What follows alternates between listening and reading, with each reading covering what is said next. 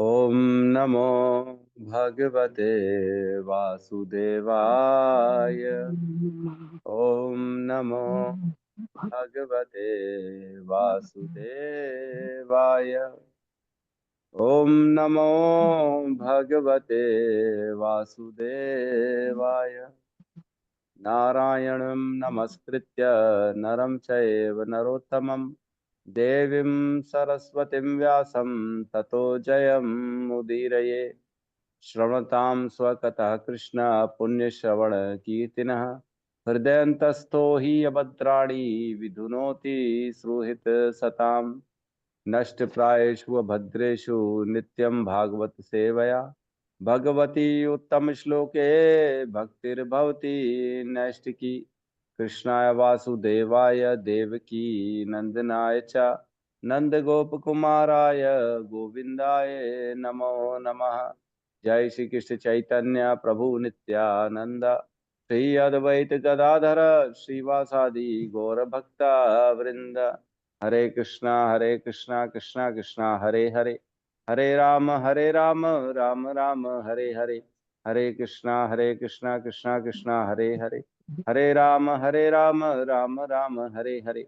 हरे कृष्णा कृष्णा कृष्णा हरे हरे, हरे राम राम राम हरे हरे। हरे कृष्णा। तो अभी तक हमने जो किया 27, लास्ट जो श्लोक हमने किया 26 नंबर श्लोक हमने किया था, जिसमें हमने पढ़ा था कि स्पीड ब्रेकर्स क्या होते हैं भक्ति के। ठीक है, जिसमें माता कुंती महारानी बता रही हैं कि चार चीज ऐसी हैं जो भक्ति में स्पीड ब्रेकर का काम करती हैं, अवरुद्ध रोकने का काम करती। तो कौन सी चार चीजें हैं? जन्म ऐश्वर्य श्रुतः श्री भी, है ना। जन्म, कोई अच्छे कुल का जन्म, जिसको अपने बैकग्राउंड का, अपने अपने जो है जाति का, अपने पद का, ये जैसे कोई बड़े बड़े सेलिब्रिटी हो गए उनके बच्चे हो गए। तो जन्म, किसी अच्छे कुल में जन्म ले लेना, ये बहुत बड़ा अवरोध है भक्ति के लिए। ठीक है। अवरोध क्यों है? क्योंकि उसको बचपन से सब चीज मिलती है, उसको लगता है हम श्रेष्ठ ऑलरेडी हैं, तो हम किसी के अंडर क्यों जाए, हम किसी के क्यों शरणागति करें, हमारे को जरूरत नहीं है किसी की भी शरणागति की।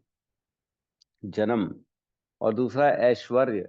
ऐश्वर्य में विभिन्न प्रकार की जो मान्यताएं, जैसे धन का जो है, धन बहुत ज्यादा पर्याप्त मात्रा में, बहुत धनी व्यक्ति के घर का बच्चा हो। और ऐश्वर्य जैसे अन्य अन्य काफी नाम प्रतिष्ठा है, प्रधानमंत्री है, कोई सीएम है, कोई कलेक्टर है, ये ऐश्वर्य। ये हो गया ऐश्वर्य। ऐश्वर्य मीन्स आप जानते ही हैं।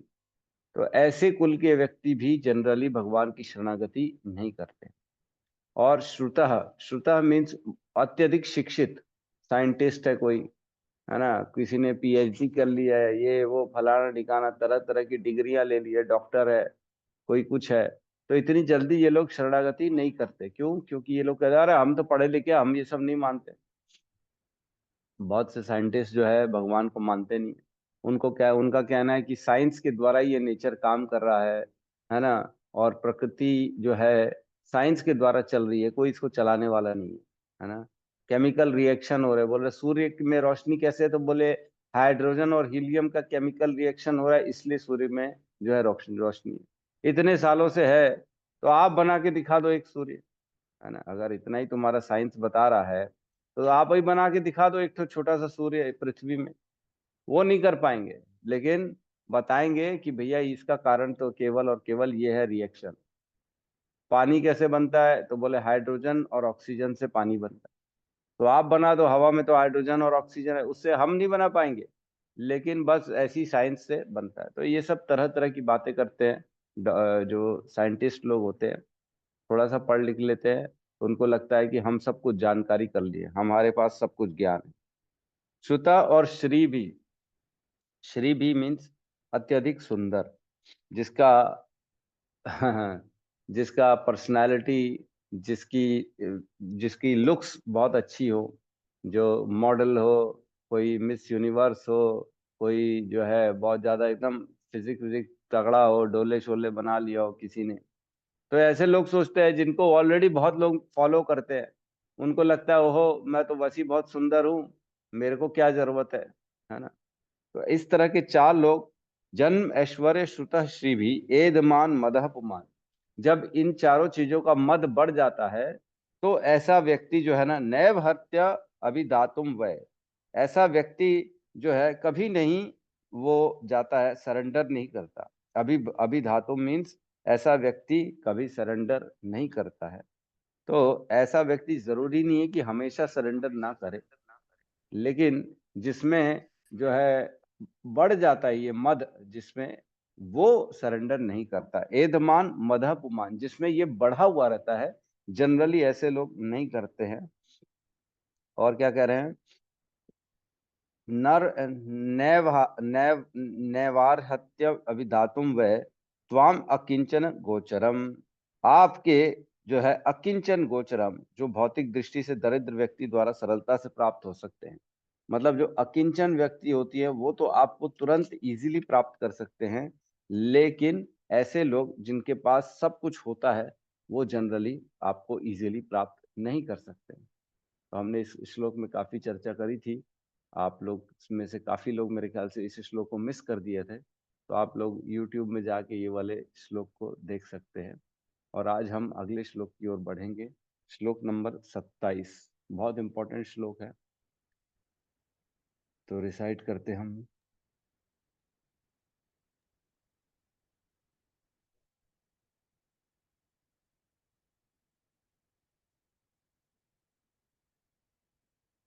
क्लियर है? क्लियर है? छोटा सा दिख रहा हरे है कृष्ण प्रभु जी। प्रभु जी, जी छोटा सा नीचे दिख रहा है। नहीं है वो। साइड में क्लियर होंगे नहीं है? प्रभु, नीचे कीजिए। अच्छा, साइड में हो गया, ठीक है।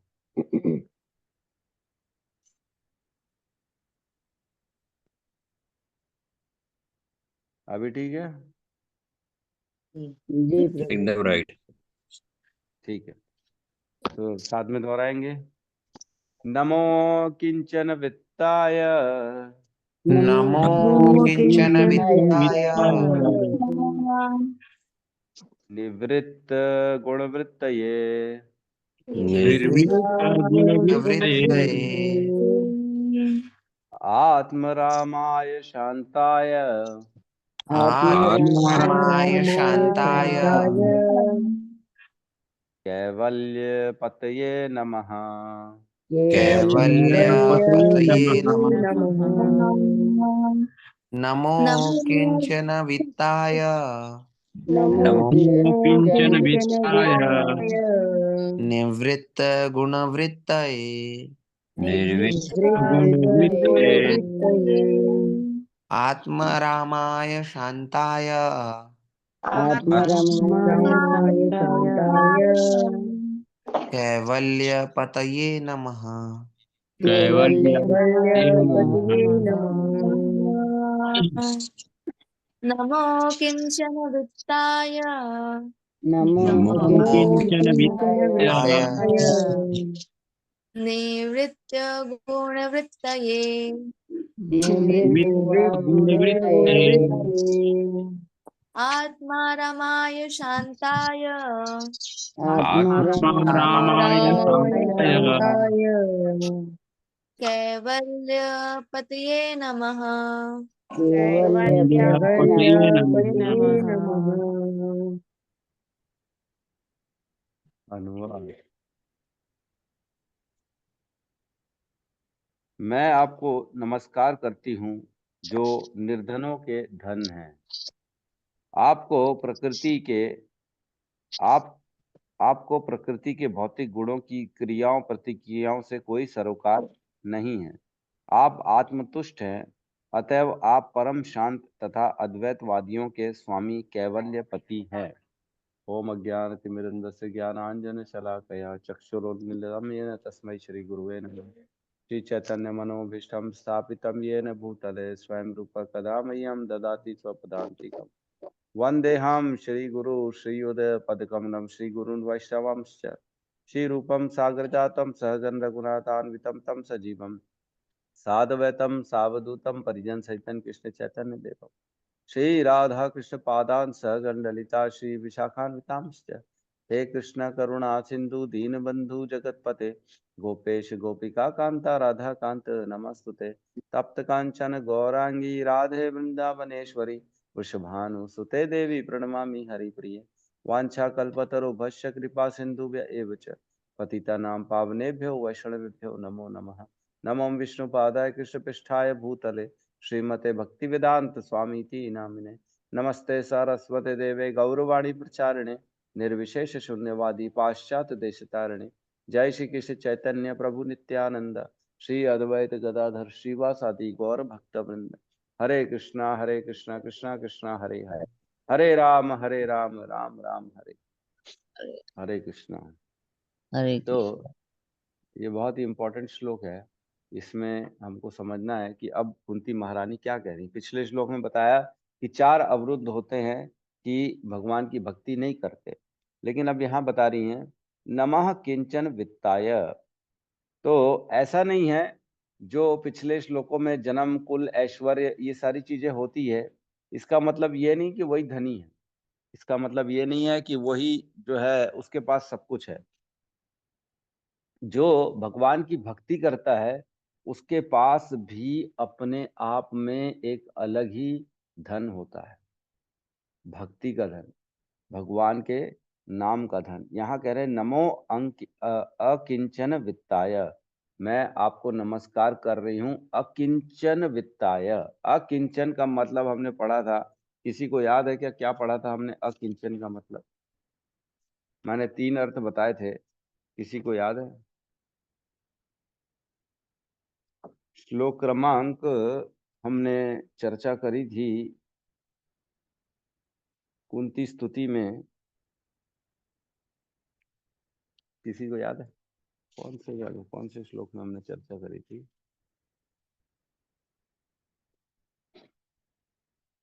3 अर्थ मैंने बताए थे अकिंचन के। अकिंचन श्लोक नंबर 26 में हमने चर्चा करी थी, पिछले श्लोक में ही चर्चा करी थी 26 में, आखिरी में आया ना, त्वाम अकिंचन गोचरम, है ना, जन्म ऐश्वर्य श्रुता श्री भी। इसमें हमने जो अकिंचन गोचरम है, आप अकिंचन जो व्यक्ति है उनके तो समझ में आ जाते हैं इजीली, उनको सरलता से प्राप्त हो जाते हैं, लेकिन इन चारों को सरलता से प्राप्त नहीं होते हैं। तो अकिंचन का हमने अर्थ पिछले श्लोक में चर्चा करी थी, क्या होता है। 3 अर्थ मैंने बताए थे अकिंचन का मतलब। हरे कृष्णा प्रभु जी। किंचन जी जो मैम, अपने आप को सर्वस्व, अपने आप को भगवान को सौंप देता है, कृष्ण को जो सौंप देता है वो अकिंचन है। बिल्कुल सही कहा माता जी ने। एक अर्थ तो ये है कि जो अपना सब कुछ अपने आप को भगवान पे समर्पित कर देता है उसको अकिंचन कहते हैं। और दूसरी बात है कि जो अपने आप को कुछ भी नहीं समझता, ये शरीर है और जो कुछ भी है सब कृष्ण का ही है, यह समझ करके यह मानता है और भगवान को समर्पित करता है। हाँ, वो ये मानता है कि मेरा कुछ है ही नहीं, ये संसार मेरा नहीं है, मेरा घर मेरा नहीं है, मेरा पति पत्नी बच्चे मेरे नहीं है, मेरा धन संपत्ति मेरा नहीं है, मेरा पद प्रतिष्ठा मेरा नहीं है, इवन मेरा शरीर भी मेरा नहीं है, ये केवल और केवल कृष्ण का है। ये होता है अकिंचन का दूसरा अर्थ। और तीसरा अर्थ माता जी? तीसरा अर्थ है कि यह शरीर हम इंद्रिय तृप्ति के लिए नहीं मिला है, भक्ति करने के लिए मिला। हाँ, देखिए इसका तीसरे का अर्थ ये होता है, वो परमहंस होता है। परमहंस मतलब वह जो है ऐसी जगहों में इन्वॉल्व होता है जहाँ केवल और केवल भक्ति होती है। जैसे हंस होता है ना, वो दूध और पानी मिक्स होता है तो उसमें से पानी को छोड़ के दूध को ग्रहण कर लेता है। वैसी अकिंचन व्यक्ति जो होता है ना, भौतिक संसार के भोगों में रहते हुए भोगों को छोड़ के भगवान की भक्ति को स्वीकार करता है। तो ये 3 चीजों का अर्थ हमने चर्चा करी थी, आप सब नोट कर सकते हैं। अकिंचन के अर्थ जो होते हैं, 3 अर्थ मैंने बताए थे पिछले श्लोक में। एक अर्थ होता है कि वह अपना कुछ नहीं मानता है, वह ये जानता है कि ये मेरा शरीर, मेरा घर, मेरा धन, मेरी संपत्ति, मेरे अपने परिजन, ये सारे मेरे नहीं है, ये कृष्ण के हैं, कृष्ण ने मुझे दिए। और जो अपने पास कुछ रखता ही नहीं है, वो निर्धन है, वो अपना अपना कुछ मानता ही नहीं है, वो केवल और केवल कृष्ण के भरोसे रहता है, हर चीज में कृष्ण के भरोसे रहेगा। और जो करेंगे कृष्ण करेंगे। और तीसरा, वो परमहंस होगा, वो बाकी भोगों की वस्तुएं या जो भक्ति से विरक्त करने वाली वस्तुएं हैं या जो अन्य अन्य चीजें होती है उसमें वो अपने आप को लिप्त नहीं करेगा, और वो केवल और केवल ऐसी जगह अपने आप को इन्वॉल्व करेगा जहां उसको भक्ति प्राप्त हो सके। तो यहाँ कह रहे हैं नमः अकिंचन वित्ताय, मीन्स आप ऐसे अकिंचन, मतलब उसके पास वैसी कुछ नहीं है, गरीब बेचारा, धन भी नहीं है उसके पास, कुछ भी नहीं है, उनके वित्ताय, उनके आप उनके धन है, निर्धनों के धन है। पायो जी पायो, मैंने नाम रतन धन पायो, है ना, मीराबाई कहती है पायो जी मैंने नाम रतन धन पायो, मेरे पास नाम का रतन है, जो धन है मेरे पास, मीराबाई कहती है, और कुछ नहीं मीराबाई के पास। कौन सा धन है? नाम रतन धन पायो। तो ऐसा धन जो रखते हैं अकिंचन, जिनके पास और कोई धन नहीं है, ये भौतिक संसार का धन नहीं है, कृष्ण के नाम का धन है। नमः किंचन वित्ताय, आपको मैं नमस्कार करती हूँ। ऐसे व्यक्ति को भगवान को बता रही अकिंचन वित्ताय। तो अकिंचन वित्ताय मीन्स जैसे गरीबों का नेता पकड़ लो, और ऐसी गरीबों के नेता के पास क्या होगा, बेचारा वो भी तो गरीब ही होगा। तो आप ऐसे लोगों के जो है वित्त है, आप उनके, उनकी संपत्ति है, उनकी प्रॉपर्टी है। जैसे किसी के पास एक एक के सिक्के, 100 सिक्के हैं किसी के पास, एक एक के, अरे वो 100 सिक्के, बोले हाँ मेरे पास 100 सिक्के। कितने के? बोले एक एक रुपए के। अरे 100 रुपए तो है, कौन से ज्यादा है तुम्हारे पास? बिल्कुल नहीं है। 100 ही रुपए में क्या आता है आजकल? कुछ नहीं आता। तो ऐसे व्यक्ति जिनके पास कुछ भी नहीं होता, उनके पास है कृष्ण का नाम, है ना, उनके पास कोई भौतिक वस्तु नहीं होती, और लेकिन कृष्ण का धन जो होता है, कृष्ण के नाम के प्रति जागरूक रहते हैं, वो भक्ति में हमेशा हमेशा लगन रहते हैं, वो सेवा में लगे रहते हैं। तो इसमें एक सेंटेंस में बता रहा हूँ, भगवान प्रेमास्पद हैं होते हैं और धन के समान सर्वतः संगोपनीय होते हैं। मतलब भगवान प्रेम का आदान प्रदान करते हैं ऐसे अकिंचन अपने भक्तों से, और वो हमेशा गोपनीय रहते हैं। वो खुलेआम सबके सामने पता ही नहीं पड़ेगा किसी को कि ये जो है भगवान संपत्ति है कि नहीं। जैसे श्रीधर खोला बेचा, खोला बेचा श्रीधर, जो हम मायापुर में जानते हैं, चैतन्य महाप्रभु के टाइम की कथा है। बहुत गरीब थे, कुछ भी नहीं था उनके पास, फटी हुई धोती पहनते थे, सिली सिली जगह जगह से फटी हुई धोती है। उनको जब पूछा एक बार चैतन्य महाप्रभु ने, तुमको क्या चाहिए बताओ, मैं तुमको देता हूँ श्रीधर। एक बार क्या हुआ, बोले चैतन्य महाप्रभु ने अनाउंसमेंट किया, पूरे मायापुर में एक ऐसा व्यक्ति है जो बहुत ही धनवान है और वो अपनी संपत्ति छुपा के रखा है। तो सबने बोला अरे कौन है, कौन है ऐसा, कौन है मायापुर में जो छुपा के रखा है और सबसे धनवान, राजा के अलावा और कौन हो सकता है ऐसा व्यक्ति? तो चैतन्य महाप्रभु ने बोला बुलाओ श्रीधर खोला बेचा को, वो सबसे धनवान है। अब बोले लोग फटी धोती, उसके बाद तो खाने के लिए नहीं रहते बेचारे के पास, कुछ नहीं रहता। उसके बाद एक लोटा है, ऐसा लोटा किसी के पास नहीं होगा, इतना जबरदस्त लोटा है जिसमें 8 छेद बने हुए, और एक ही लोटा है और भी 8 छेदे वाला। तो ये कौन सा अमीर आदमी हो गया क्या? तो चैतन्य महाप्रभु कह रहे हैं वो सबसे अमीर आदमी। क्यों? क्योंकि वो केवल और केवल कृष्ण का नाम लेता है, जब चाहे जब जब देखो हरे कृष्णा कृष्णा कृष्णा हरे हरे, हरे राम राम राम हरे हरे, बस इसका स्मरण करता रहता है भगवान के नाम।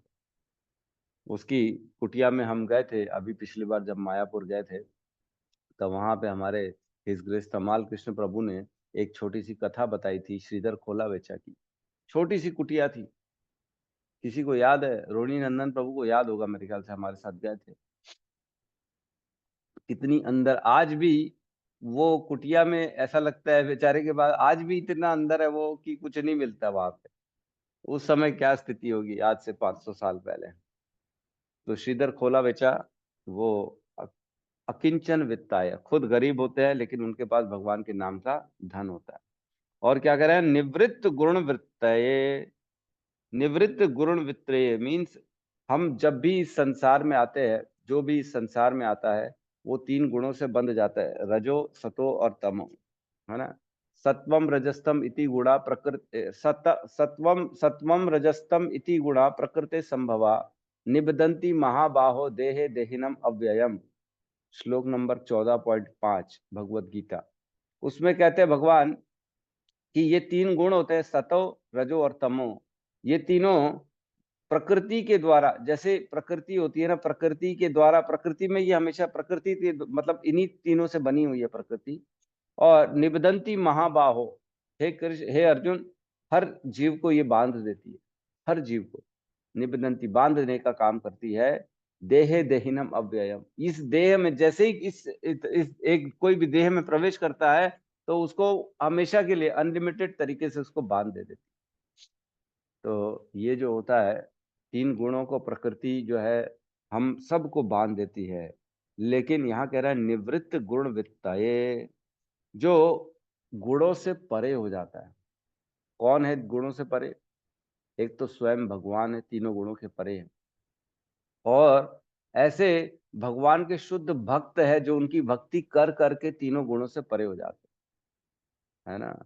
हमने एक श्लोक पढ़ा था 14.26, उसमें कहते हैं माम चयो अव्यभिचारेण भक्ति योगेन सेवते सगुणान समतित्तेतान ब्रह्म भूयाय कल्पते, है ना। भगवत गीता 14.26, उसमें कहते हैं भगवान, हे अर्जुन, जो अव्यभिचारी मेरी भक्ति करता है, माम चयो अव्यभिचारेण। व्यभिचारी जानते हैं व्यभिचारी किसको कहते हैं? कौन बताएगा व्यभिचारी कौन होता है? रोहिणी नंदन प्रभु आप बताइए। यस यस बताइए माता जी, आप ही बताइए। चलिए। प्रभु जी, अव्यभिचारी मतलब केवल और केवल एक चीज के पीछे लगना, मतलब कि जैसे हम भक्ति कर रहे हैं तो केवल हम भक्ति करें, मतलब दो जगह, मतलब जैसे दो रास्ते में ना भटके, केवल और केवल एक ही रास्ता पकड़े। मतलब व्यभिचारी यानी होता है कि इसके साथ मतलब ये वाले देवता को भी मार रहे हैं, दूसरे देवता को भी मार रहे हैं, तो वैसा नहीं, हमें सिर्फ और सिर्फ एक भगवान की आस्था में रहना और एक ही भगवान की भक्ति में लगना है। ये अव्यभिचारी भक्ति होती है। सही कहा माता जी ने। तो कॉमन लैंग्वेज में व्यभिचारी मतलब हम जानते हैं जनरली ऐसे स्त्री ऐसे पुरुष को व्यभिचारी कहते हैं जिसके बाहर भी संबंध होते हैं, है ना। व्यभिचारी है मतलब उसके जो है कैरेक्टर अच्छा नहीं है, उसने एक से ज्यादा से रिलेशन बनाए हुए हैं। तो यहाँ क्या करे, अव्यभिचारेण माम चयो अव्यभिचारेण, मेरे प्रति जो अव्यभिचारी भक्ति योगेन सेवते, भक्ति की सेवा करता है मेरे प्रति अव्यभिचारी, मतलब किसी और से नहीं करता। ये भक्ति का संबंध उसने किसी और के साथ स्थापित नहीं किया है, केवल और केवल मेरे प्रति भक्ति का संबंध स्थापित किया है। माम चयो अव्यभिचारेण भक्ति योगेन सेवा, भक्ति योग में लगा हुआ है और सेवा करे जा रहा है मेरी। तो क्या होता है, सगुणान समतित्तेतान, मतलब वो गुणों के द्वारा बंधा नहीं रहता और वो मेरे गुण को प्राप्त करता है। भगवान का कौन सा गुण है? निर्गुण अवस्था होती भगवान की, शुद्ध सत्व की अवस्था होती, तीनों गुणों से परे रहते भगवान। हम जानते हैं भगवान को कोई गुण बांध नहीं सकता प्रकृति का, वो स्वयं तो इन सब चीजों में लिप्त होते ही नहीं है। आते जरूर है इस संसार में लेकिन निर्गुण अवस्था में आते हैं, है ना। गुणातीत होते हैं, वो गुणों से परे होते हैं। तो सगुणान समतित्तेतान ब्रह्म भूयाय कल्पते, ब्रह्म के स्तर तक पहुंच जाता है वो भक्त मेरा जो अव्यभिचारी मेरी भक्ति करता है और वो तीनों गुणों से परे हो जाता है।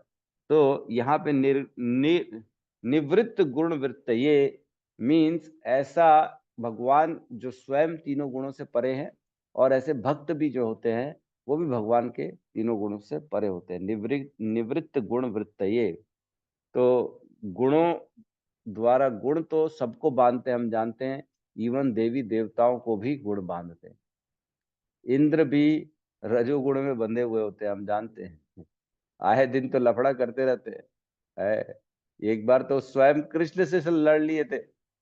परिजात का वृक्ष जो है ना, सत्यभामा माता ने मांगा कृष्ण से कि मुझे परिजात चाहिए, और परिजात जो होता है वो केवल स्वर्ग में होता है, यहाँ नहीं होता इस संसार में। तो कृष्ण अब उसकी डिमांड के लिए परिजात लेने स्वर्ग चले गए, तो वहां मना कर दिया। इंद्र ने बोले हम परिजात पृथ्वी लोक में आपको ले जाने कैसे दे सकते। परिजात खाने से एक्चुअल में जो होता है ना, हमेशा जो है तेजस्वी जवान और ये सब बने रहते हैं, उनका आयु बढ़ती नहीं आगे। तो परिजात वृक्ष वही स्वर्ग में होता है, यहाँ नहीं होता। तो सत्यभामा के कहने पे भगवान पहुंच गए, तब इंद्र ने मना कर दिया कृष्ण को लेने के लिए, तब इंद्र और कृष्ण की लड़ाई हो गई। लड़ाई कर लिया, सोचो, इंद्र ने बोले मैं ले जाने नहीं दूंगा। किसको बोल रहे? कृष्ण को मना कर रहे, जिसने सब दिया है उसी को मना कर रहे हैं। वही इंद्र जिसकी स्तुति करते, गोवर्धन पर्वत उठाते हैं, जब भगवान छोटे थे तब उनकी स्तुति करते इंद्र, अपने साथ सुरभि गाय गाय लेके आते, उसके दूध से उनका अभिषेक करते छोटे से बालक का। तो भी अब देखो क्या कर रहे हैं, वो जानते पहले एक बार जो है पूरा पर्वत उठा लिया था, तो भी लड़ रहे कि नहीं अब इनको मैं ले जाने नहीं दूंगा। तो ऐसे इंद्र हैं जो गुण में बंधे होते हैं। सभी देवता गुण में बंधे रहते हैं, लेकिन भगवान और उनके जो शुद्ध भक्त होते हैं वो निवृत्त गुण वृत्त, ये वो तीनों गुणों से बाहर होते हैं। ऐसे को भगवान को नमस्कार कर रही है कौन? कुंती महारानी। और क्या कह रहे हैं? आत्म रामाय। आत्म रामाय मीन्स जो हमेशा अपने आप में रमण करते हैं। इसके भी 2-3 अर्थ निकलते हैं। आत्मा रामाय मीन्स बाकी संसार से किसी को लेना देना नहीं है, बाकी चीजें इफेक्ट नहीं करें, अपने अपने आप में ही हमेशा प्रसन्न रहते हैं। आत्मा राम, आत्मा में रमण करने वाले को आत्मा राम कहते हैं, है ना। लेकिन इसका मतलब एक और है कि भगवान की आत्मा जो होती है अपने भक्तों में रमण करती है।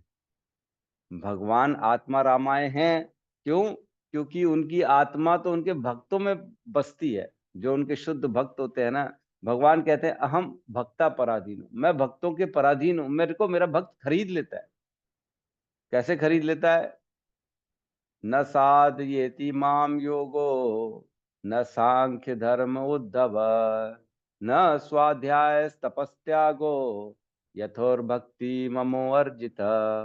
मुझे तो केवल भक्ति से खरीद लिया जाता है, मैं भक्ति के द्वारा वश में चला जाता हूं मेरे भक्तों के, न कि योग के द्वारा, न ही सांख्य जो धर्म है, सांख्य की ज्ञान है उससे, न अलग अलग वेदों के अध्ययन से, न ही तपस्या से और त्याग से। इन सब से मुझे कोई नहीं खरीद सकता, लेकिन यथार भक्ति ममो अर्जिता, मेरे को भक्ति के द्वारा खरीद लेता है मेरा भक्त, मैं उनके वश में चले जाता हूँ। तो आत्मा राम आय, भक्तों में भगवान का आत्मा रमण करती है, और ऐसे भक्तों के जीवन में हस्तक्षेप भी करते हैं। भगवान एक्चुअल में बाकी लोगों के जीवन में नहीं हस्तक्षेप करते हैं, भक्तों के जीवन में जरूर हस्तक्षेप करते हैं। तो इसमें बहुत अच्छा एक एग्जाम्पल दिया है। पहले हम इसकी चर्चा कर लेते हैं, फिर तात्पर्य में बहुत सारे एग्जाम्पल्स दिए उसकी हम चर्चा करेंगे। फिर कह रहे शांताय। शांताय मीन्स भगवान शांत रहते हर परिस्थिति में, परम शांत है, वो विचलित नहीं होते हैं, वो उद्विग्न नहीं होते हैं, वो एजिटेट, क्रोध, लोभ, ये सब चीजें नहीं है उनके अंदर। शांताय, परम शांत है वो। हम देखते हैं कि जो भगवान का नाम ले लेता है ना, भगवान उसके प्रति हमेशा करुणा का भाव रखते हैं, भले ही वो भक्ति से विचलित क्यों ना हो गए। एक श्लोक आता है चैतन्य चरितामृत में, उसमें भक्ति रसामृत सिंधु में 2.1.38, है ना। मैं एक पढ़ के उसका अनुवाद पढ़ के सुना रहा हूँ आपको। उसमें कह रहे हैं परम भगवान पुरुषोत्तम के नाम से विख्यात है और सबसे महान है। उनका मन निर्मल है, वे इतने दयालु हैं कि यदि उनका सेवक कोई बड़ा अपराध भी कर दे तो वे उसे गंभीरता से नहीं लेते। हाँ, यदि उनका सेवक छोटी सी भी सेवा करता है तो भगवान उसे बहुत बड़ी सेवा के रूप में स्वीकार करते हैं। यदि कोई ईर्ष्यालु व्यक्ति भगवान की निंदा भी करता है तो भी वे उसके प्रति कभी क्रोध नहीं प्रकट करते। ऐसे है उनका महान गुण। भगवान का महान गुण है शांताय, वो उद्विग्न नहीं होते। उनका भक्त अगर कोई उनसे अपराध भी कर दे, निंदा भी कर दे, अब भगवान तो अरे छोड़ दिया, सपोज करो इस्कॉन, अब गाली देने लगा, अरे बेकार है, ये है वो है, तो भी भगवान शांत रहते हैं और उसके प्रति उद्विग्न नहीं होते। क्यों? क्योंकि एक बार उसने भगवान का नाम ले लिया। भगवान कहते हैं उदासीन की तरह मैं सब इस पूरी दुनिया को देख रहा हूँ, इस सृष्टि को देख रहा हूँ, उसमें कभी भी भगवान हस्तक्षेप नहीं करते हैं, इतनी जल्दी एजिटेट नहीं हो रहे हैं, है ना। तो शांताय, और उसके बाद कैवल्य पतये नमः। कैवल्य पतये नमः, तो यहाँ लिखा है अद्वैतवादियों के स्वामियों को, है ना। तो कैवल्य पतेय मीन्स, कैवल्य पतेय मीन्स वही एक व्यक्ति हैं जो मोक्ष प्रदान कर सकते हैं। मोक्ष किसको प्रदान कर सकते हैं? इवन अद्वैतवादियों को तक मोक्ष प्रदान कर देते। तो हम जानते हैं जो ब्रह्म के स्तर तक पहुंचता है, जो भगवान की एक तेज की या भगवान को एक शक्ति मान के उनकी पूजा कर रहा है, वो भी आध्यात्मिक व्यक्ति है, तो उसको भी भगवान ब्रह्म जो है ब्रह्म के स्तर तक मोक्ष दे देते हैं, है ना। तो ऐसी मोक्ष को हम मोक्ष नहीं मानते हैं, लेकिन फिर भी उनको मोक्ष की प्राप्ति हो जाती है ऐसे व्यक्तियों को भी, और उनको इस जीवन के तापों से दूर कर देते हैं। तो कैवल्य पतिये नमः। तो हम एक बार तात्पर्य पढ़ते हैं, इसमें कुछ अच्छे अच्छे प्रभुपाद ने एग्जाम्पल्स दिए हैं, कथाएं दी हैं, उनको चर्चा करते हैं। तो पहले पहले जो है पैराग्राफ में लिखा है, यदि जीव के पास कुछ भी ना रहे तो वह समाप्त हो जाता है। अतः वास्तव में देखा जाए तो जीव पूर्ण रूप से परित्यागी नहीं हो सकता। मतलब ऐसा नहीं हो सकता कि हम हमेशा के लिए त्यागी बन जाएं, कभी भी कुछ न रखें। कुछ ना कुछ तो हमारे पास हमेशा रहता ही है। जैसे हम जानते हैं कि भक्ति आने के बाद ही व्यक्ति इस भौतिक संसार की चीजों को जो है त्याग पाता है। जब भक्ति मिलेगी तभी वह इस संसार के भोगों को छोड़ पाएगा। तो किसी तो कारण से भक्ति भी क्यों कर रहा है? क्योंकि कृष्ण की प्राप्ति चाहिए। लेकिन तो कुछ ना कुछ कारण तो, हेतु तो हमेशा बना ही रहता है ना। ऐसा तो नहीं है कि हमेशा जीरो हो जाए, जीरो नहीं हो सकता। जीरो की प्राप्ति भी एक तरह से कुछ ना कुछ प्राप्ति ही है। तो हम जानते हैं 2.59 श्लोका नंबर भगवत गीता में कहते हैं भगवान कि देहधारी जीव इंद्रिय भोग में से भले ही निवृत्त हो जाए, पर उसमें इंद्रिय भोग की इच्छा बनी रहती है। लेकिन उत्तम रस के अनुभव होने से ऐसे कार्यों के को बंद करने पर वह भक्ति में स्थिर हो जाता है। तो हायर टेस्ट जब मिलता है तब लोअर टेस्ट को त्याग देता है। तो हमेशा कुछ ना कुछ प्राप्ति चाहिए ही चाहिए, हायर टेस्ट ही चाहिए भले, लेकिन कुछ ना कुछ चाहिए। यदि जीव कुछ त्याग करता है तो वह कुछ और अधिक महत्वपूर्ण उपलब्धि के लिए ऐसा करता है। उदाहरणार्थ इसमें एक अच्छा एग्जाम्पल दिया है, एक विद्यार्थी अपनी बाल्यकाल की चपलता का त्याग श्रेष्ठ शिक्षा प्राप्त करने हेतु करता है। एक सेवक अधिक अच्छी नौकरी पाने हेतु नौकरी छोड़ता है। इस प्रकार एक भक्त इस भौतिक जगत का परित्याग व्यर्थ ही नहीं करता, अपितु कुछ वास्तविक आध्यात्मिक उपलब्धि के लिए करता है। तो हम सबको लोग कहते ही, अभी मैं 3 दिन शादी में था, एकादशी भी था। एकादशी के दिन मैंने वहां पे कुछ नहीं खाया, साबूदाने खाए, जो अपन खाते हैं वही खाते हैं लोग, लेकिन लगे पड़े हुए खाने पीने। अरे बाप रे बाप, एकादशी के दिन नॉनवेज चल रहा है, ये चल रहा है, वो चल रहा है, और उनको लगता है कि ये तो बेवकूफ है कुछ खा नहीं रहा है, पगला है। एकादशी के दिन जो है एकादशी मान रहे हैं, कुछ खा नहीं रहे, इतनी सारी भोगों की वस्तुएं, फिर भी नहीं खा रहे। क्यों नहीं खा रहे हैं? क्योंकि ये पागल है। तो हम जो परित्याग करते हैं इसके पीछे उद्देश्य होता है। ऐसा बेवकूफी वाला काम हम क्यों करेंगे? कृष्ण भक्ति अति चतुर, कृष्ण भक्त चतुर होता है, वो बेवकूफ नहीं होता। तो क्यों त्याग करते हैं? हमारे को एक उच्चतम उपलब्धि के लिए, भगवत प्राप्ति के लिए हम लोग ये सब कार्य करते हैं। ये बेसलेस नहीं, टारगेट हमने बनाया है, हम काम कर रहे हैं, सब छोड़ छाड़ रहे हैं। क्यों कर रहे हैं? ताकि कृष्ण की प्राप्ति हो सके। लेकिन ये संसार इसको देख नहीं सकती, उसको समझ में नहीं आएगा कि ये कृष्ण भक्त ऐसा क्यों करते हैं, इस्कॉन वाले ऐसा क्यों करते हैं, प्याज लहसुन क्यों छोड़ देते हैं। अरे प्याज लहसुन खाने में क्या रखा है? अरे भाई त्याग हो रहा है, कहीं ना कहीं कुछ ना कुछ कारण है, तभी हो रहा है, और वो कारण वो नहीं समझ सकते। जैसे व्यक्ति नौकरी छोड़ के दूसरी नौकरी लेता है ताकि उसको ज्यादा सैलरी मिले, वैसे ही हम ये छोड़ देते हैं भौतिक भोगों को, ताकि हमको उच्चतम चीजें की प्राप्ति हो सके, जो कि कृष्ण की भक्ति है, कृष्ण का प्रेम है। तो ऐसे बेवकूफ नहीं होता जो कोई भी त्याग दे, है ना। तो इसमें लिखा है कि हमारे जो 6 गोस्वामियों में से सनातन गोस्वामी और रूप गोस्वामी, ये स्वयं मंत्री थे, बहुत बड़े मंत्री थे कलकत्ता में, एक मुसलमान के अंडर में, जिसमें इनका नाम था अपना दाबिर खास और अपना साकार मलिक। उनका नाम भी चेंज कर दिया था। मंत्री थे, फाइनेंस मिनिस्टर थे, तो भी उन्होंने छोड़ दिया सब कुछ और भाग गए वहां से। उस राजा का जो है शासन छोड़ के भाग गए और चैतन्य महाप्रभु की शरण में चले गए। सनातन गोस्वामी दंडवत प्रणाम किया वहां पे और उनको कहते के आमी के में आमार जारे तापत्रय, है ना, मैं कौन हूं, मैं क्या कर रहा हूं जो ये तीनों तापों को जो है यहाँ सह रहा हूं। इहा नहीं जाने के में हित है, मैं तो ये नहीं जानता मैं कौन हूं, तो मैं अपना हित कैसे बता दूंगा कि मेरा हित किस में है, मैं क्या करूं, क्या भोगों में मेरा हित है, क्या संसार में मेरा हित है, क्या खाने पीने में मेरा हित है। क्या हम जानते हैं कि वाकई में हमारा प्रॉफिट कहाँ पे, हमारे जीवन के लिए हमारे लिए अच्छा क्या है बुरा क्या है, ये हम वाकई में जानते हैं। जब तक हम ये नहीं जानते कि हम कौन हैं, तो हम ये कैसे बता सकते हैं कि हमारा अच्छा बुरा किस में है। लेकिन ये संसार में लोग अपने आप को इतना बुद्धिमान मानते हैं और हमेशा आप लोगों को गाइड करने के लिए खड़े हैं, तैयार है। अरे ये क्या कर रहे हैं, बेवकूफ है, वो अच्छा है वो कर, अरे ये खा ये पी, ऐसा उठ ऐसा बैठ, ये पहन ये ओढ़, ये कलर अच्छा वो कलर बेकार। अरे तुम तो अपने आप को जानते नहीं हो, क्या ये सब चीजों में अच्छा बुरा पे लगे पड़े हो। उनको ये नहीं मालूम है कि जीवन है क्या, जीवन का उद्देश्य क्या है, शरीर क्या है हमारा अस्तित्व क्या है।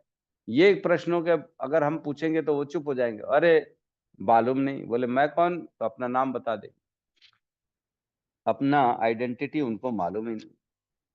और एक कथा सुना रहे हैं, यहाँ पे सनातन गोस्वामी के पास एक व्यक्ति आता है, उसको शिव जी भेजते हैं कि जाओ, शिव जी की वो तपस्या करता है एक व्यक्ति, और शिव जी से बोलता है मुझे धन चाहिए, संपत्ति चाहिए, धन। तो बोले तुम एक काम करो, यहाँ वृंदावन में एक सनातन गोस्वामी करके व्यक्ति है, उसके पास जाओ और वहां वो तुमको पारस पत्थर दे देगा। पारस पत्थर वो पत्थर होता है जिससे हर चीज जिसको भी टच करोगे मेटल को, वो सोना बन जाए और इस प्रकार तुम सबसे धनवान व्यक्ति बन जाओ। तो वो व्यक्ति जाता है सनातन गोस्वामी के पास, ढूंढते ढूंढते सनातन गोस्वामी मेरे ख्याल से मदन मोहन टेम्पल में रहते हैं, है ना, मदन मोहन टेम्पल है ना उनका, सनातन गोस्वामी। जी प्रभु जी। ठीक है, तो मदन मोहन की सेवा करते रहते हैं वो, और वो स्वयं केवल आटे का एक सूखा ऐसा रोटी बनाते थे मोटी वाली और भगवान को अर्पित करते थे, मदन मोहन जी को। और मदन मोहन जी एक बार उसको बोलते हैं सनातन गोस्वामी को, अरे सनातन ये क्या सूखी रोटी खिलाता, कम से कम नमक तो डाल दे नमक वाली रोटी तो खिला दे। तो सनातन गोस्वामी कहते हैं ये सब नहीं चलेगा मेरे साथ, आज नमक मंग रहे हो, कल सब्जी मंगोगे, फिर घी तेल मंगोगे, मैं कहाँ से लाऊंगा। बोले खाना तो यही खाओ, मेरे पास और कुछ नहीं है। तो बोलते अच्छा अच्छा ठीक है मदन मोहन बोलते, भगवान बोल रहे, सोचो सनातन गोस्वामी को कि ठीक है भाई तू यही खिला दे। दिन भर उनकी सेवा करते थे, है ना, उन्हीं के लिए ग्रंथ लिखना, उनकी सेवा करना, और एक सूखी रोटी खुद भी वही खाते थे और भगवान को भी वही खिलाते थे। वो भी जो है ना क्या बोलते हैं, मांग के भिक्षाटन मांग के आते थे और उसको खाते थे। तो मदन मोहन के पास जब वो सेवा करते थे, व्यक्ति आता है सनातन गोस्वामी से बताता है, वो पूछता है, बोलता है आपके पास पारस पत्थर है, मेरे को शिव जी ने बोला है आपसे लेने के लिए। तो सनातन गोस्वामी कहते हैं हाँ ले लो, वो कचरे में पड़ा हुआ है, नीचे पड़ा हुआ है, ढूंढ लो। तो कचरे के डब्बे से सब कचरा निकालता है और उसको पारस पत्थर मिलता है। तो पारस पत्थर मिलता है, धन्यवाद करता है, जब जाता रहता है तो उसके दिमाग की बत्ती जलती है, बोले अरे ये पारस पत्थर को, इतने इतने महत्वपूर्ण पत्थर को कचरे में डाल के रखा है, ये बाबा के पास लगता है कोई और बड़ा धन है। तो वापस आता है वो सनातन गोस्वामी के पास और बोलता है बाबा जी आपके पास ऐसा कौन सा धन है जो इसको भी कचरे में फेंक के रखा है आपने, मेरे को वो धन दो ना। तो सनातन गोस्वामी कहते हैं कि वो धन तो मैं दे दूंगा, लेकिन उसके लिए पहले इसको तुमको फेंकना पड़ेगा। क्यों? क्योंकि भौतिक उपलब्धि और आध्यात्मिकता दोनों एक साथ नहीं आ सकती, आपको एक चीज का त्याग करना ही पड़ेगा। एक भौतिक आसक्ति, धन में आसक्ति, है ना, व्यक्तियों में आसक्ति, परिजनों में आसक्ति, पुत्र पुत्री में आसक्ति, ये रहेगी तो भगवान में आसक्ति कैसे रहेगी, है ना। तो भगवान का जो प्रेम होता है, भगवान हम जानते हैं बहुत ही पॉजिटिव लवर है, भगवान नहीं चाहते कि मेरा भक्त जो है मेरे अलावा किसी और के लिए भी सोचे। तो हमको जब तक एक निष्ठ होके भगवान की भक्ति नहीं करेंगे तब तक भगवान की कृपा नहीं मिलेगी हमको। तो अगर भौतिक पता लगा उपलब्धि के लिए लगे हुए हैं तो फिर हेतु आ जाएगा हमारी भक्ति में और भक्ति शुद्ध नहीं रहेगी। तो सनातन गोस्वामी कहते हैं इसको फेंको जाके पहले यमुना जी में, है ना, तब जाके मैं तुमको ज्ञान दूंगा। क्या तब जाके तुमको वो जो है इससे भी उच्च जो है वो तुमको मैं ऐसे प्रॉपर्टी दूंगा। तो फिर भगवान उसको जो है जब वो फेंक के आता है तब भगवान उसको भगवान कृष्ण का नाम देते हैं, भक्ति देते हैं। और इस प्रकार वो समझता है कि नहीं, सबसे बड़ा रतन, सबसे बड़ा धन कौन सा है? कृष्ण के नाम का धन है। तो ये कथा है, बहुत अच्छी कथा है। जब तक कोई व्यक्ति हर वस्तु को श्री भगवान के साथ आध्यात्मिक रूप से संबंधित नहीं देखता तब तक उसे आत्मा तथा पदार्थ में अंतर नहीं दिखता है ना। जब तक हम हर चीज को, जैसे पानी पी रहे हैं, तो पानी पी रहे हैं तो भगवान ने भगवत गीता में कहा है कि जल का स्वाद मैं हूं। जब हम पढ़ेंगे भक्ति में तब हम हर चीज को भगवान से रिलेट कर पाएंगे। भगवान कहते हैं सूर्य का प्रकाश मैं हूँ, चंद्रमा की जो शीतलता है वो मैं हूँ। तो जैसे जैसे हम पढ़ते हैं तब हम भगवान से इस संसार में जो भी हर चीज को रिलेट कर पाते हैं कि अरे ये तो भगवान है, अरे ये तो भगवान के कारण है ना। तो अदरवाइज जो भोगों में लगा हुआ है वो ये नहीं देख सकता कि सूर्य की रोशनी क्यों आ रही है, कैसे आ रही है, हवा जो ले रहा हूं मैं वो कहाँ से आ रही है, कौन दे रहा है ना। व्यक्ति जो है जनरली हम देखते हैं किसान खाली बीज डालता है खेत में और धीरे धीरे खुद ब खुद गेहूं उगता है, उसमें अनेक अनेक अन्न जो है चावल गेहूं उगता है। तो आदमी को लगता है करने वाला मैं हूं, लेकिन करने वाला वो थोड़ी है, वो तो प्रभु है। बीज से कौन पौधा निकाल रहा है? किसान थोड़ी निकाल रहा है, भगवान निकाल रहा है ना। और इसमें एक बहुत अच्छी चीज लिखी है, उसमें लिखी है भौतिक दृष्टि का विकास या भौतिक सभ्यता आध्यात्मिक उन्नति में एक बहुत बड़ी रुकावट है। मतलब जो भौतिक मॉडर्नाइजेशन डेवलपमेंट जिसको बोलते हैं, है ना, वो कह रहे हैं ये आध्यात्मिकता में बहुत बड़ी रुकावट है, अवरोध है। ज्यादा पढ़ लिख लेगा, अपने आप को ज्यादा ज्ञानी समझेगा, गाड़ी चलाएगा, मोबाइल चलाएगा तो उसको लगेगा मैं ज्यादा स्मार्ट। और आध्यात्म में वो नहीं आगे बढ़ेगा, उसको लगेगा ओहो ये सब नाम वाम में कुछ नहीं है, फालतू की बातें हैं। ऐसा भौतिक विकास जीवों को भौतिक शरीर के बंधन में उलझा देता है, जिसके पश्चात अनेक भौतिक कष्ट आते रहते हैं। ऐसी चक्कर में लोग परेशान रहते हैं। ऐसी भौतिक प्रगति अनर्थ अथवा अवांछित वस्तु कहलाती है। और देखो अब एग्जाम्पल क्या देख रहे हैं प्रभुपाद। वास्तव में है वास्तव में है भी ऐसा ही। वर्तमान समय में भौतिक प्रगति के प्रसंग में 50 सेंट अर्थात आधे डॉलर दाम वाली लिपस्टिक के प्रयोग का नाम लिया जा सकता है। ऐसी अनेक अवांछित वस्तुएं। तो प्रभुपाद कह रहे हैं भौतिक देखो सभ्यता मॉडर्नाइजेशन के चक्कर में माताएं लिपस्टिक लगाती है, तो लिपस्टिक बनता किससे किसी को मालूम ही नहीं है ना। लिपस्टिक बनता है जीव, छोटे छोटे जो जीव होते हैं उनको मार के उनके जो अवशेष बचते हैं उनका रक्त जो होता है उससे बनता है। एक स्पेशल जीव रहता है, उससे लिपस्टिक बनता है। तो प्रभुपाद दे रहे हैं उदाहरण कि भौतिक उन्नति में लोग लिपस्टिक लगा रही है माताएं, लेकिन उनको ये नहीं मालूम है कि कितनी खतरनाक चीज लगा रही है। लेकिन क्या है, लुक अच्छा चाहिए, हमारा इंप्रेशन अच्छा चाहिए, मॉडर्न अच्छे, हम अच्छे सभ्य लगने चाहिए, इसलिए लिपस्टिक लगा। वैसे पुरुष जो प्रभु लोग हैं वो लेदर का जूता पहनते हैं, लेदर का बेल्ट रखते हैं, लेदर का पर्स रखते हैं। क्यों? अरे हम तो अच्छी चीज खरीद रहे हैं, लेदर का खरीद रहे, ऊंचा खरीद रहे हैं। तो लेदर जो है वो आया कहां से आपको नहीं मालूम है क्या? लेदर मतलब होता ही क्या है? चमड़ा। चमड़ा कहाँ से आएगा? चमड़ा तो किसी न किसी पशु के शरीर से निकला होगा ना चमड़ा, तभी तो चमड़ा बनेगा। तो केवल भौतिक उन्नति के लिए हम लोग जो है चमड़े का पहनते हैं, चमड़े को यूज करते हैं, जो कि बहुत गंदा है। हमारे ऊपर अपराध लग जाएगा, हमारे ऊपर जीव हत्या का पाप लगेगा अगर हम चमड़ा यूज करेंगे, तो हमको यूज नहीं करना चाहिए। आज की डेट में लोग अपनी अपना स्टैंडर्ड लाइफस्टाइल दिखाने के लिए बोन चाइना का कप प्लेट यूज करते हैं। बोन चाइना बोल के महंगा महंगा खरीदते हैं। बोन चाइना का मतलब क्या है, पहले सोचा है? उसमें बोन्स मिली हुई है, अवशेष मिले हुए हैं, इवन मनुष्यों के अवशेष, मनुष्यों की हड्डियों के अवशेष, पशुओं की हड्डियों के अवशेष, उससे बनता है बोन चाइना। उसमें मिक्स किया जाता है बोन्स को, तब जाके बनता है। और ऐसे अगर कप प्लेट में हम कुछ भी खाएंगे पिएंगे और हम ऐसी चीजों को खरीदेंगे, तो इसका मतलब यह है हमने भी जीव हत्या के लिए प्रोत्साहन किया, तो ऐसे जीव हत्याओं का पाप हमारे ऊपर लगेगा।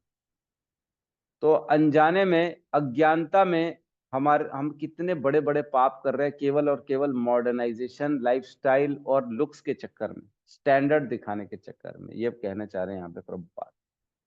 तो हमको ये सब चीजों से बचना चाहिए, इसमें नहीं प्रवेश करना चाहिए। ठीक है, तो आप लोग तात्पर्य को पढ़ लीजिएगा, इसमें बहुत अच्छे अच्छे और भी एग्जाम्पल है। मैं बता नहीं पा, मतलब समय के अभाव के कारण मैं नहीं बता पा रहा हूँ। आप लोग पढ़ लीजिएगा, किसी का कोई प्रश्न है तो हम ले सकते हैं।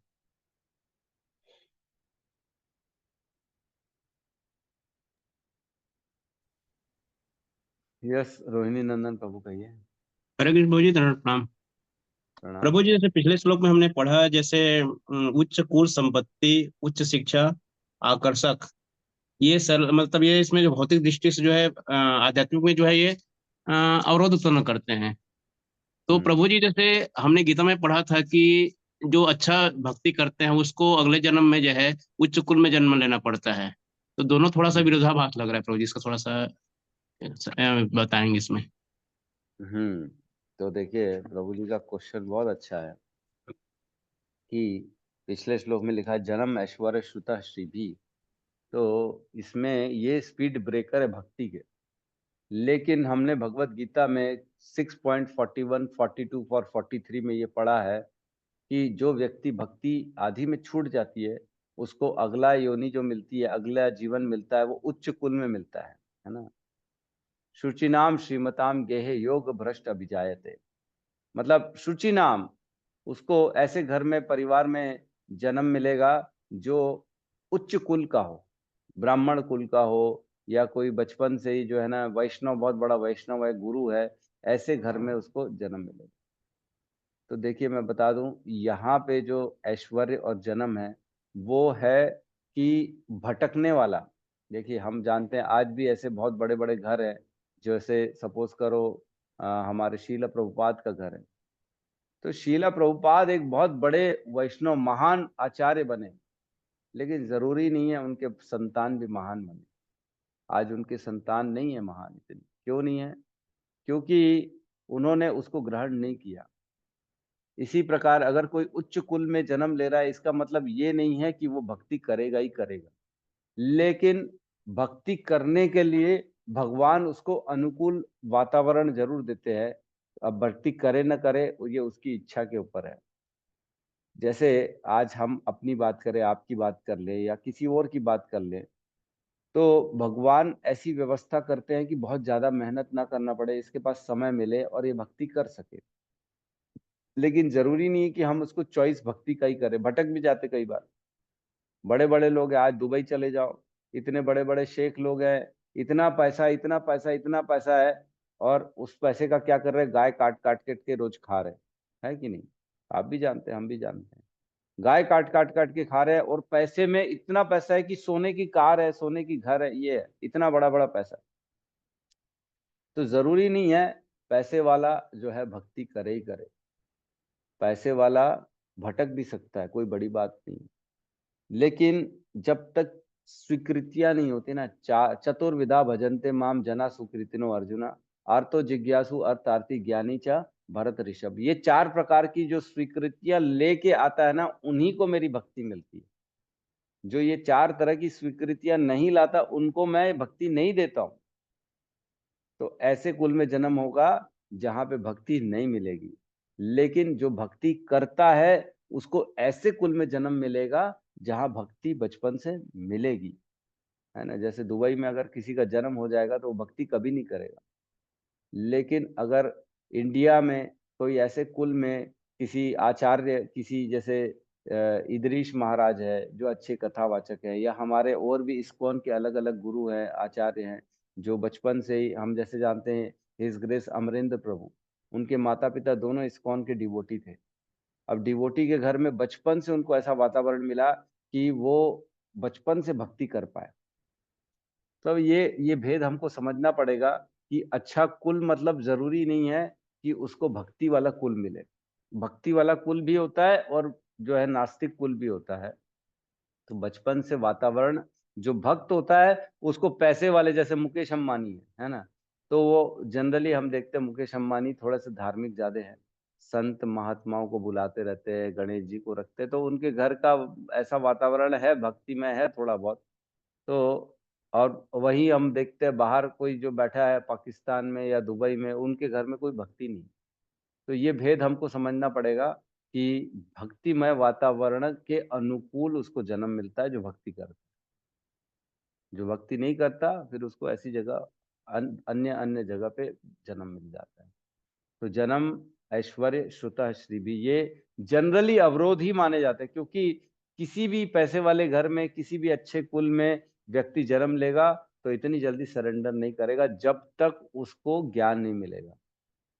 तो ज्ञान देने वाला तब होगा जब हमने पिछले जन्मों में भक्ति करी थी, तब हमारे को कोई इस जन्म में आएगा और हमको डंडा मार के ज्ञान देगा, सिखाएगा, ऐसी कुछ ना कुछ बात करेगा जो हमारे को लग जाएगी, बचपन से लग जाएगी।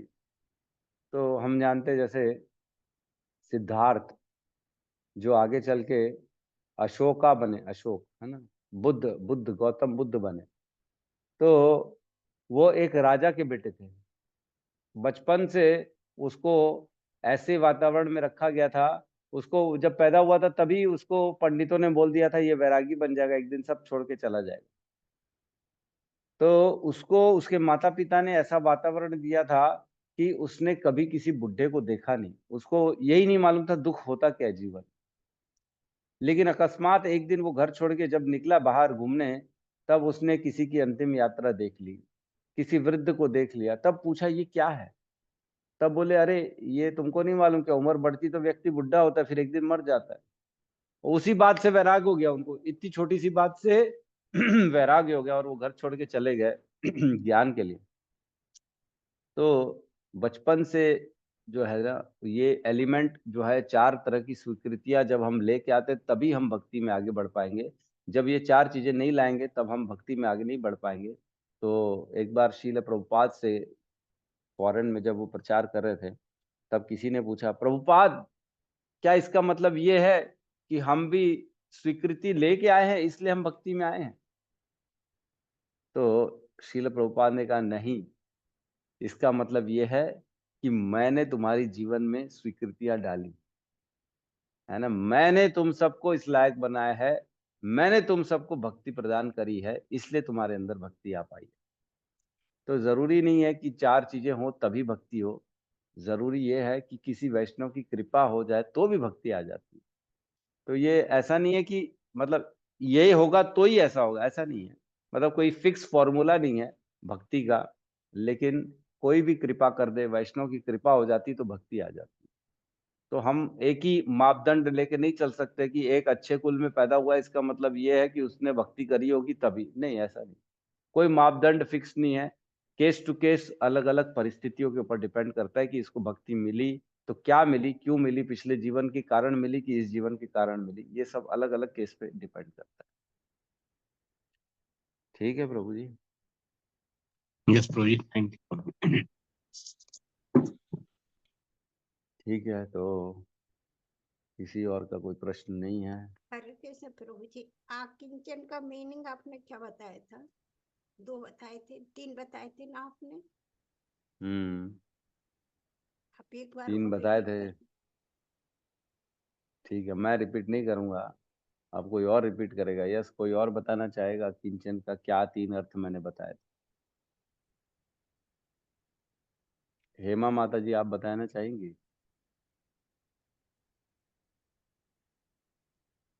माता जी मैं कोशिश करती हूँ प्रभु जी। हरे कृष्ण प्रभु जी, दंडवत प्रणाम हाँ। मैं करती हूँ। ऐसा भक्त, इसका इसका भावार्थ है कि बस कृष्ण भक्ति हो, उसके अलावा कुछ नहीं, है ना, और पूरी तरह से कृष्ण पे डिपेंडेंट, निर्भर। और दूसरा तीसरा मुझे ये नहीं याद प्रभु जी, सॉरी। आज मेरी थोड़ी सी हेल्थ डाउन थी, कल बुखार था मेरे को, मैं दो का। ओके, कोई बात नहीं। Thank you. हरे कृष्णा प्रभु जी, आप ही बता दीजिए। और कौन बताना चाहेगा हमारे भक्तों में से? हरे कृष्ण प्रभु जी। यस प्रभु जी। प्रभु जी, इसमें पहले आपने बताया एक जो अपने आप को भगवान को समर्पित कर दे, और दूसरा वो मानता है कि वे मेरा कुछ भी नहीं है, संसार में सब कुछ भगवान का ही है, और तीसरा होता है परमहंस होता है वो। बिल्कुल सही कहा। 3 होते हैं जिनका अपना कुछ भी नहीं होता है, जिनके पास ना धन है, ना संपत्ति, ना कुछ है, वो एकदम एकदम फुकड्डी है, फिकड्डी, कुछ नहीं है उसका, अंकिंचन, कुछ नहीं है, और उसके लिए प्रयास भी नहीं करता। और दूसरी चीज, वो हर चीज पे डिपेंडेंट है भगवान पे। वो ये जानता है कि मेरा कुछ भी नहीं है, मेरा शरीर भी मेरा नहीं है, मेरा घर मेरा नहीं है, मेरा पैसा मेरा नहीं है, मेरा दोस्त यार मेरे नहीं है। और तीसरा होता है परमहंस। ये तीनों को अकिंचन कहा जाता है। यह सुधीर प्रभु जी कुछ कहना चाह रहे हैं? हरे कृष्णा प्रभु जी, एक जिज्ञासा थी कि मेरे को ये निर्विशेषवादी का आशय नहीं समझ में आया। निराकार तो समझ में आ गया कि भाई जो भगवान को कोई आकार के रूप में नहीं मानते, कोई साकारवादी होता है, कोई निराकारवादी होता है। निर्विशेषवादी का आशय क्या है प्रभु जी?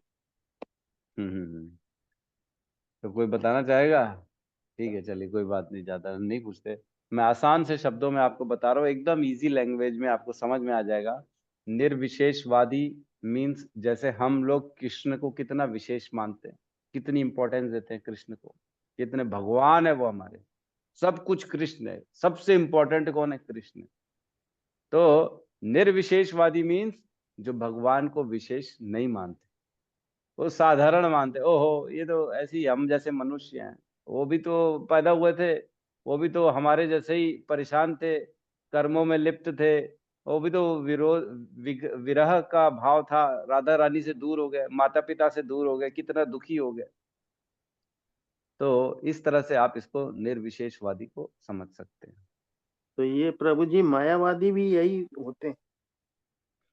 हाँ, मायावादी जो होते हैं ना, मायावादी मीन्स जो भगवान है और हम हैं, ये दोनों में कोई अंतर ही नहीं है ना। माया भी, सब कुछ माया है, सब कुछ भ्रम है, कुछ भी सही नहीं है।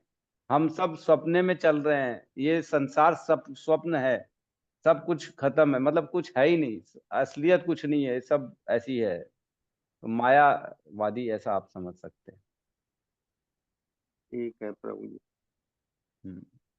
हरे कृष्णा प्रभु जी, एक मेरा क्वेश्चन है, जैसे आपने बताया था कि हम लोग सौंदर्य के लिए अपना लिपस्टिक वगैरह लेते हैं, उसमें जीव हत्या होती है है ना। तो मेरा एक क्वेश्चन इससे से रिलेटेड है, जैसे हम वुड वर्क भी कराते हैं, अब हर जगह वुड वर्क है, चाहे घरों में देख लो इतना वुड वर्क है, बाहर है, ऑफिसेज में है। तो जब हम वुड काटते हैं तो हम भी तो कितने पक्षियों का आश्रय ले लेते हैं, है ना, वो उनका घर होता है ना, और उसमें भी बहुत जीव जो है उनका जीवन होता है ना।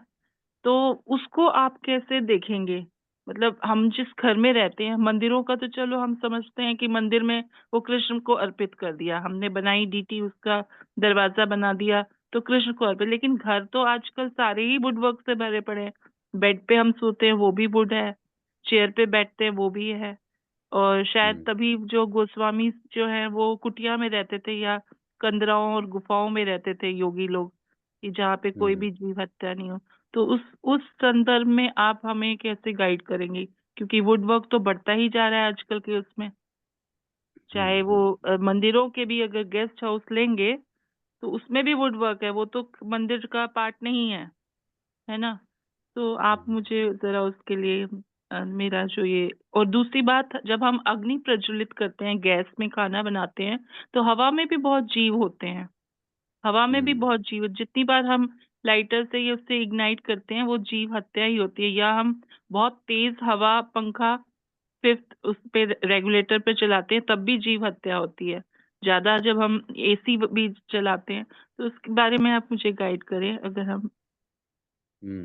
माता जी का प्रश्न है कि रोजमर्रा जीवन में हमारे साथ बहुत सारी ऐसी चीजें हैं जो करते हैं हम, और उससे कहीं ना कहीं जीव हत्या हो रही है, पाप हो रहे हैं। तो हम इसको अपने जीवन में कैसे जोड़ सकते हैं, भक्ति से इससे कैसे हम कैसे कोरिलेट कर लें, कैसे रहें, इनके साथ रहें भी, और हम जीव हत्या तो हो ही रही है फिर भी। तो देखिए ऐसा है माता जी कि कोई भी चीज अगर कृष्ण से संबंधित है, आपने हमारी भगवत गीता की क्लास अटेंड नहीं की थी जिसमें 13वें अध्याय में हमने इतना गहराई में गए थे, इतनी गहराई में गए थे, क्या बताएं, एक एक श्लोक में 2-2 दिन हमने चर्चा करी थी। जो पूरा ज्ञान योग है, पूरा ज्ञान है, क्षेत्र क्षेत्रज्ञ ज्ञान ज्ञेय, है ना। तो इसमें हमने प्रवेश किया था। इसमें क्या था कि हम कोई भी चीज जब कृष्ण के लिए करते हैं तो उसका पाप हमको नहीं लगता, है ना। जैसे सपोज करो, आज आप चैंटिंग कर रहे हो, चैंटिंग कर रहे हो, और उस समय सपोज करो वॉक कर रहे हो, और आपके पैर के नीचे सपोज करो कीड़े आ गए, मर गए, तो उन कार्यों का आपके ऊपर कोई भी कर्म का बंधन नहीं लगेगा, क्योंकि आपके कार्य कृष्ण को समर्पित है ना। यस्य न अहंकृतो भावो बुद्धि यस्य न लिप्यते हत्वाम अपि स इमाम लोका न हंति न निबध्यते। भगवान ने अर्जुन को बताया था कि तुम अगर इस संसार में किसी की हत्या भी कर देते हो, लेकिन अहंकार नहीं है, और तुम्हारी बुद्धि केवल और केवल मेरे में लिप्त है, और इस उद्देश्य से तुम अगर किसी की हत्या भी कर देते हो, तो उस हत्या का तुम्हारे ऊपर पाप नहीं लगेगा। तो अगर कोई भी कार्य आप भगवान के लिए करते हो, जैसे सपोज करो घर आपने बनाया, घर अगर हम अपना नहीं मानते हैं, घर ठाकुर जी का मानते हैं, तो उस घर में लगा हुआ वुड वुड का आपको कोई पाप नहीं लगेगा। क्यों? क्योंकि वो ठाकुर जी का है।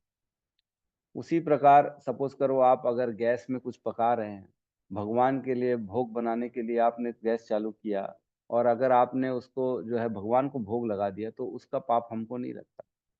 उसी प्रकार मतलब जो कार्य आप जीवन भर कर रहे हैं, उसमें भगवान के उद्देश्य, आप सोए बेड पे तो इस उद्देश्य से सोए कि मेरे को सुबह उठ के मंगल आरती करनी है। भगवान के लिए मैं सोऊंगी नहीं तो भगवान की सेवा कैसे कर सकती हूँ? मुझे रेस्ट करना जरूरी है ताकि मैं उठ के भगवान की सेवा कर सकूं। तो सोना भी हमारी भक्ति हो जाएगी अगर हम ऐसे भाव से सोएंगे। और दूसरी चीज ये भी है कि अगर छोटे छोटे पाप अगर हमसे हो भी जा रहे हैं, सपोज करो, तो हम तुलसी आरती करते हैं, तुलसी हाँ आरती की जी। जो परिक्रमा करते हैं, यानी कानी च या पापानि ब्रह्मादि कानी च तानी तानी प्रणश्यन्ति प्रदक्षिणी पदे पदे। हर पद पद पे हे तुलसी महारानी, मैंने जाने अनजाने में अगर कोई गलती से कोई पाप कर लिया हो, मेरे से कोई जीव हत्या हो गई हो, ब्रह्म हत्या तक भी अगर गलती से मेरी हो गई हो, तो कृपा करके मेरे को उन सब से जो है मुक्ति दिलाने की कृपा करें। तो हाँ अनजाने में जी। कभी आपको हो गई तो ये छोटे छोटे पापों की मुक्ति तो तुलसी आरती से ही मिल जाती है। और जनरली हमें हर काम भगवान को स्मरण में रखते हुए करना चाहिए। इसीलिए भगवान ने अर्जुन को 8वें अध्याय के 7वें श्लोक में कहा, तस्मात् सर्वेषु कालेषु मम अनुस्मर युध्यस्य च मयि अर्पितो मनो बुद्धि माम एव एष्यसि असंशय। हे अर्जुन, हर समय, तस्मात् सर्वेषु कालेषु, हर समय तुम मेरा स्मरण करो, और मेरा स्मरण करते करते युद्ध करो। युद्ध करोगे तो कितने लोग मरेंगे? करोड़ों लोग मरेंगे, लेकिन तो भी क्या होगा, तुम मेरा स्मरण कर रहे हो तो तुम इन सब से मुक्त रहोगे और मेरे धाम को आ जाओगे। तो अगर भगवान का स्मरण करते हुए आप कोई भी कार्य करते हैं, तो उस कार्य का पाप हमको नहीं लगता है।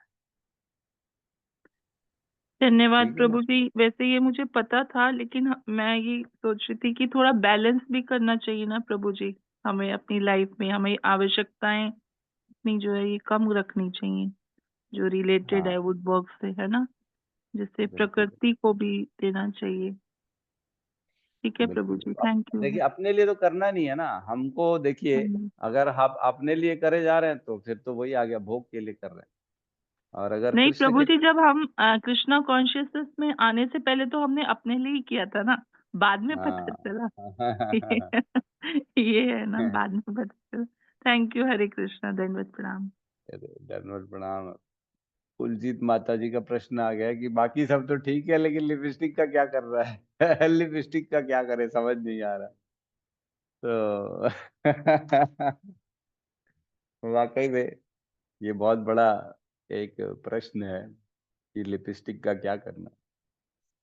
तो विचार करते हैं, आप भी विचार करिए। प्रभु जी, जैसे आयुर्वेदिक लिपस्टिक आया है तो क्या वो उसमें भी मिला है क्या कि झूठ है?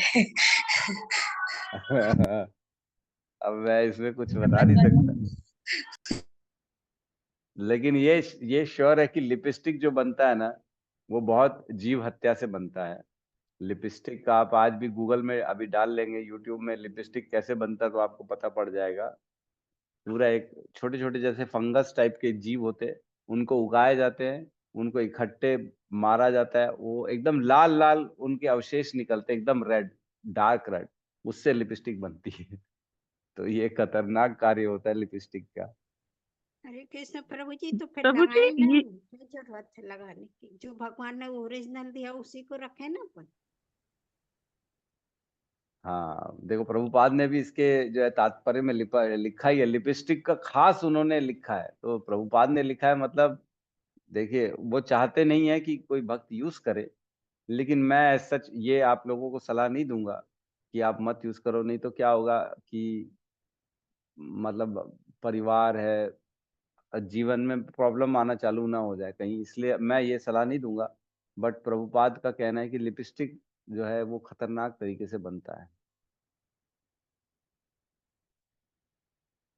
हरे कृष्ण प्रभु जी, हमारी प्रभु जी एक आप तो सबको डरा दिया आज। प्रभु जी, तभी गोपिका लोग पहले पान खाया करते थे, होठ होठ को गुलाब।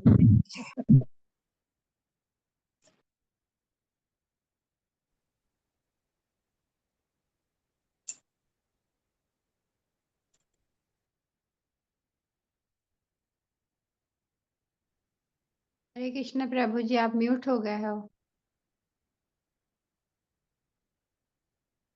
वीडियो भी चला गया माता जी। हाँ, आनंदायनी माता जी, मैं लिपस्टिक नहीं लगाती।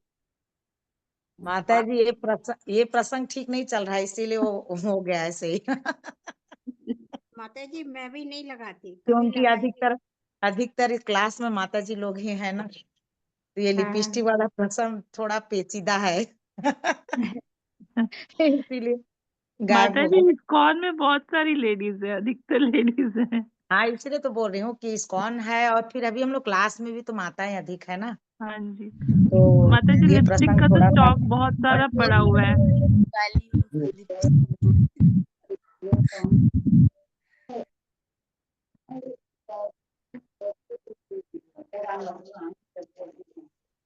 हरे कृष्ण माता जी। हरे कृष्णा। हरे कृष्णा। हरे अ, कृष्णा। माता जी, जैसे लिपस्टिक का तो ठीक है, लेकिन जैसे वैसलीन वगैरह लगाते हैं, क्या उसमें भी रहता है? मतलब अगर लिपस्टिक नहीं लगा रहे हैं लेकिन थोड़ा सूख जाता है या कुछ, तो वैसलीन बस लगाते हैं तो? एक बात बताए प्रभु जी माता जी, नहीं। आजकल तो कोई भी चीज शुद्ध नहीं है। आप क्या क्या चीज देख देख के करेंगे, आपने लिखते एक हाँ है और उसमें रहता एक है। ये जी माता बोलते जी, हैं। वही। हाँ, जैसे कोई भी प्रोडक्ट में लिखा रहता है कि ये प्योर वेज है या प्योर ये है, लेकिन आप वहां तह तक तो आप नहीं जाएंगे, आपको कैसे पता चलेगा कि ये क्या है और नहीं है। इसमें आप गारंटी नहीं, वो लोग लिख देते हैं लेकिन गारंटी तो नहीं है, इसलिए क्या कीजिएगा। जैसे कृष्ण के लिए तैयार हो रहे करके लिपस्टिक लगा सकती है माता जी। है ना, कल ही मेरे पास एक वीडियो आया, माता जी, वो एक, प्रभु जी आ गए। हाँ, वो खजूर को वो लिखा हुआ है जो बिना बीज वाला खजूर को आप लोग यूज नहीं कीजिएगा। रविशंकर जी उसमें बताए हैं, पंडित रविशंकर जी, वो बोल रहे हैं कि वो पूरा मुंह में डाल डाल के उसका बीज निकाल रहे हैं सब। तो क्या कीजिएगा, हम लोग तो भगवान को चढ़ा रहे थे, खा रहे थे, भगवान को प्रसाद दे करके हम लोग खुद खा रहे थे। तो आप कैसे का थूक रहे हैं, क्या कर रहे हैं, अब क्या चीज शुद्ध है और क्या शुद्ध है, बहुत मुश्किल है, और कुछ बोलना भी बड़ा मुश्किल है इसके बारे में। तो मैं आउट हो गया था, पता नहीं कैसे, काफी जी देर आप लोगों ने चर्चा। प्रभु जी ठीक बहुत है, तो मेरे कठिन ख्याल से विषय है, इसीलिए